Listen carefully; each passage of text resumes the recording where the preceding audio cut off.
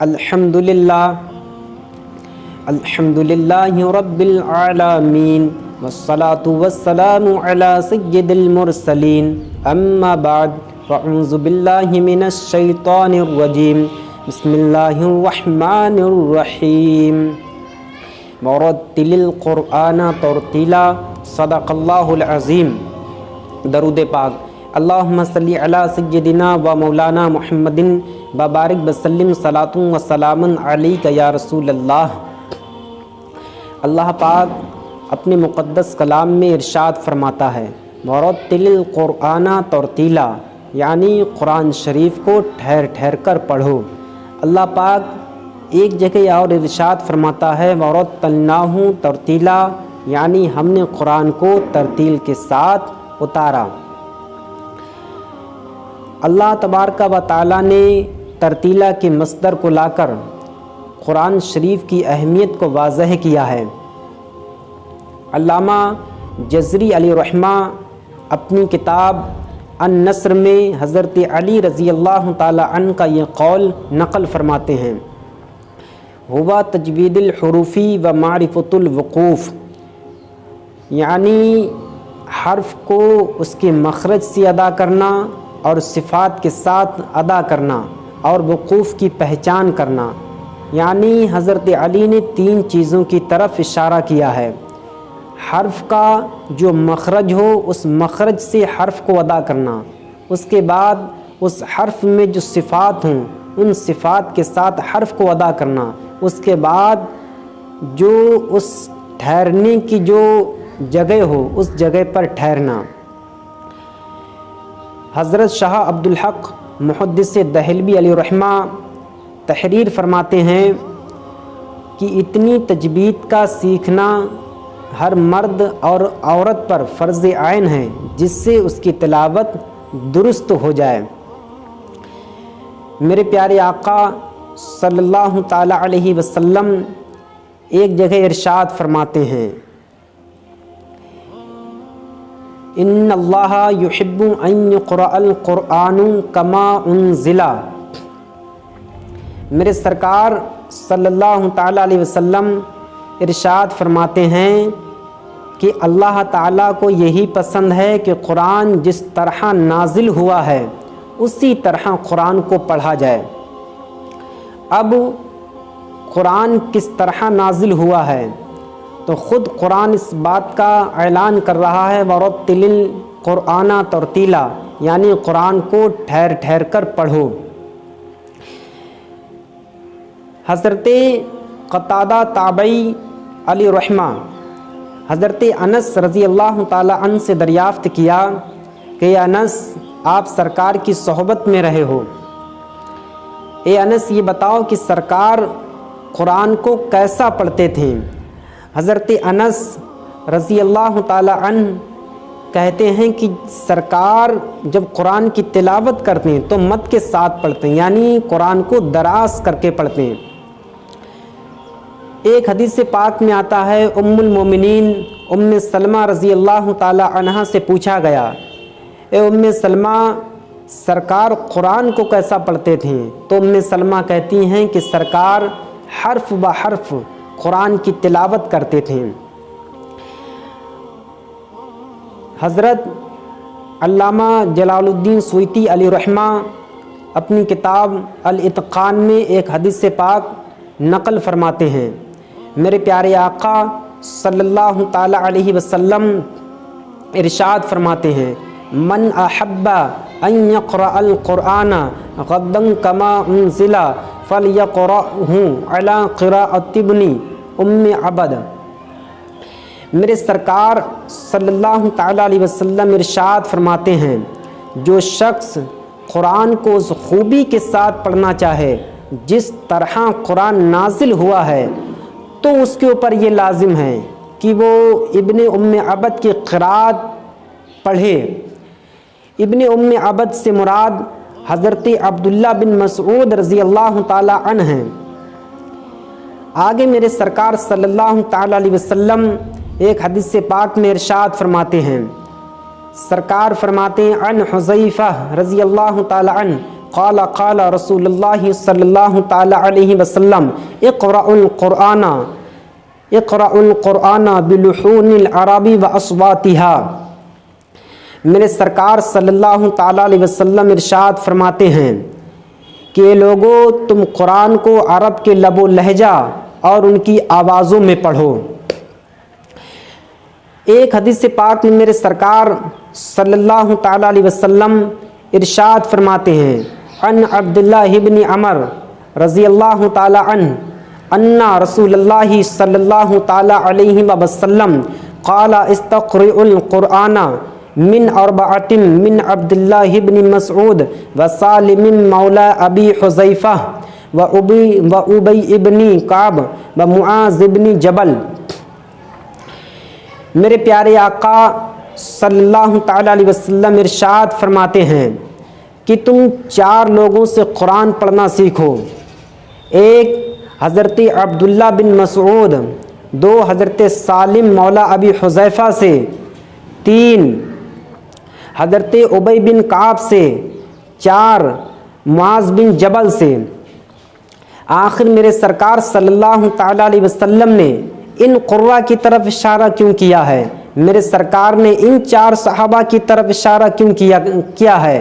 حضرت عبداللہ بن مسعود کی طرف، حضرت سالم کی طرف، حضرت ابی بن کعب کی طرف، حضرت معاذ بن جبل کی طرف اشارہ کیوں کیا ہے؟ تو اس کی وجہ یہ ہے یہ اپنے وقت کے بڑے اچھے قاری قرآن تھے، اس لیے میرے سرکار صلی اللہ تعالی علیہ وسلم فرماتے ہیں جب تم کسی سے قرآن کا درس لو تو بخوبی قرآن کو اچھا پڑھنے والا ہو، وہ قرآن کو ترتیل کے ساتھ پڑھنے والا ہو۔ اس وجہ سے ہم کو چاہیے کہ ہم جس کے پاس قرآن کا درس لیں تو وہ خود بالتجوید قرآن کو پڑھنے والا ہو۔ میں آپ کو بتاتا ہوا چلوں،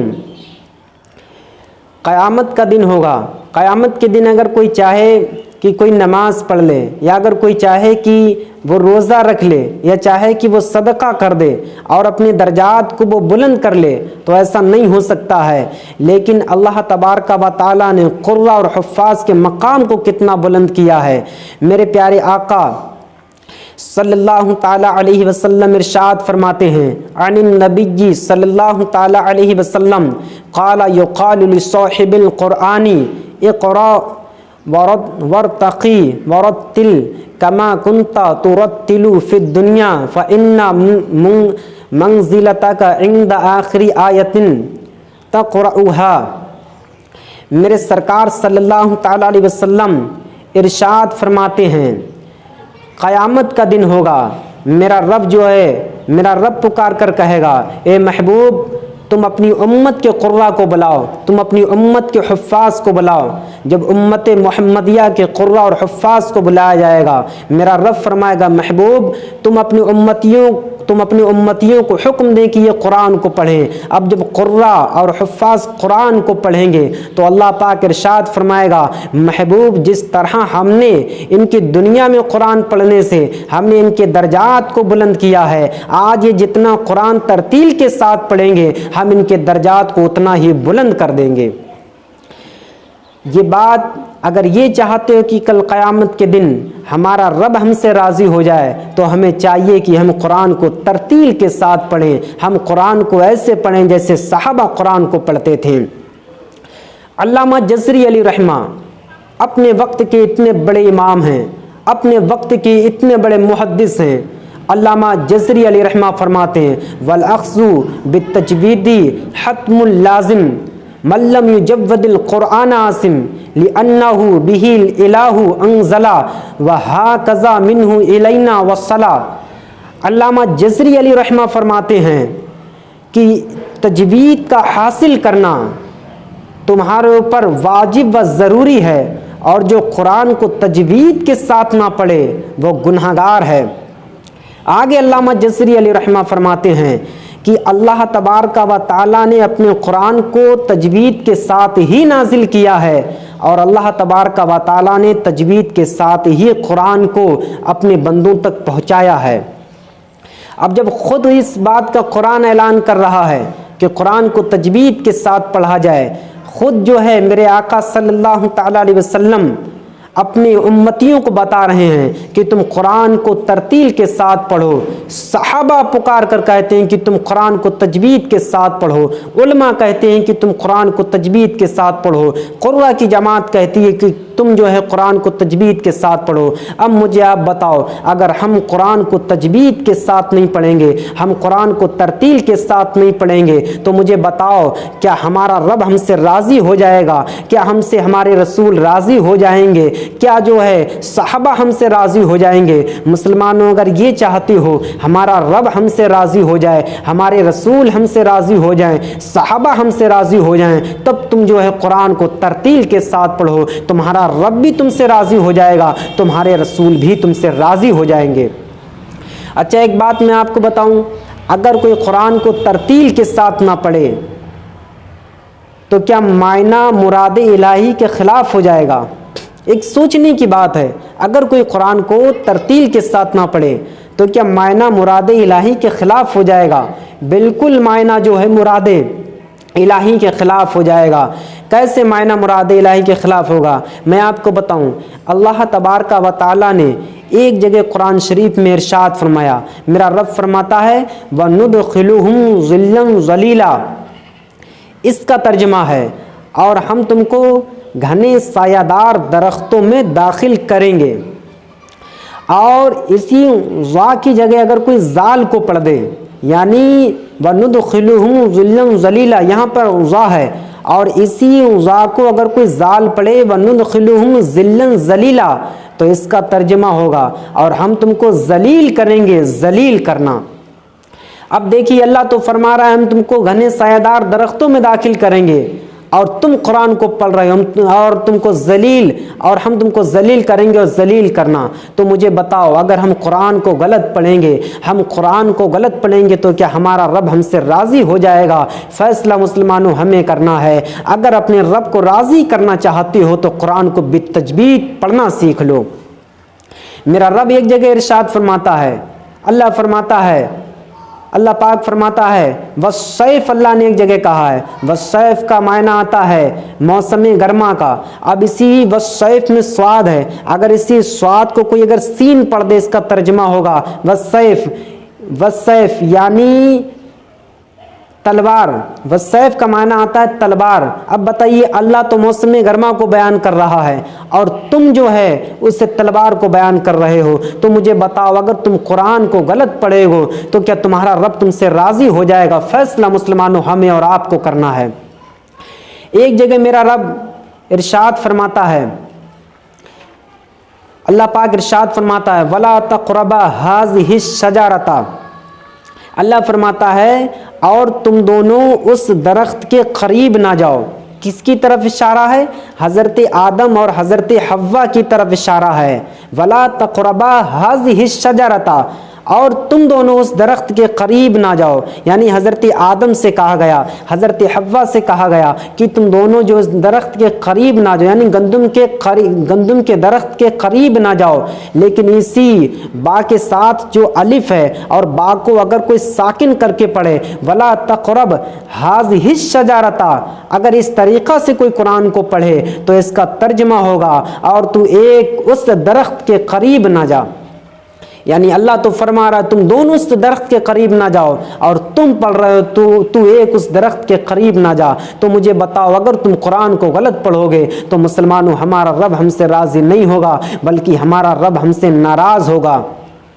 इसीलिए मेरे आका सल्लल्लाहु तआला अलैहि वसल्लम एक हदीस से पाक में मेरे सरकार फरमाते हैं कि कुछ कुरान के पढ़ने वाले ऐसे हैं कि जिन पर कुरान खुद लानत भेजता है।